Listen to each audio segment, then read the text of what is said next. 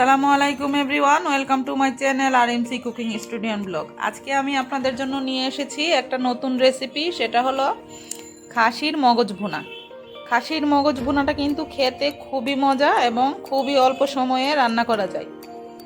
আমি এখানে খাসির মগজ নিয়েছি তিনটি মগজ আমি ভালো করে ধুয়ে পরিষ্কার করে নিব। আপনারা গরুর মগজটাও এভাবে ভুনা করতে পারেন। আমি এখন একটা বাটিতে মগজটা নিয়ে এর মধ্যে হলুদ গুঁড়ো দিব 1 চা চামচ এবং পেঁয়াজ বাটা 1 টেবিল চামচ, আদা রসুন বাটা 1 টেবিল চামচ, এলাচি দারচিনি তেজপাতা, লবণ দিয়ে দিলাম পরিমাণ মতো, জিরা গুঁড়া দিব 1 চা চামচ, দিয়ে ভালো করে আমি মগজটা মশলার সাথে মিশিয়ে নিব।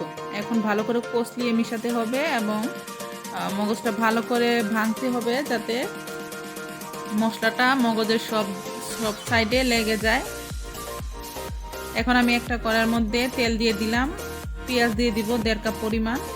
পেঁয়াজটা আমি কিছুক্ষণ ভাজার পর যখন পেঁয়াজটা বাদামি কালার হয়ে আসবে তখন আমি এর মধ্যে মগজটা ঢেলে দিব।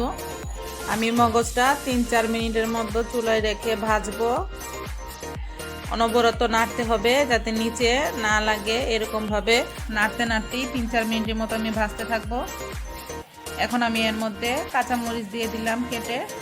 মগজের মধ্যে কিন্তু গুঁড়া মরিচ দেওয়া যাবে না, আপনারা কাঁচা মরিচ দিবেন, যার যার পছন্দ মতো ঝাল অনুযায়ী আপনারা মরিচটা ইউজ করবেন।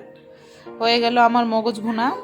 খুব সহজেই রান্না করা যায় এবং খুব দ্রুত এবং খুবই টেস্টি। আপনারা অবশ্যই বাসায় ট্রাই করবেন। আর আমার ভিডিওটি যদি ভালো লেগে থাকে তাহলে অবশ্যই আমার চ্যানেলটিকে সাবস্ক্রাইব করবেন এবং পাশে থাকা বেল আইকনটি ক্লিক করবেন। ধন্যবাদ। খোদা হাফেজ।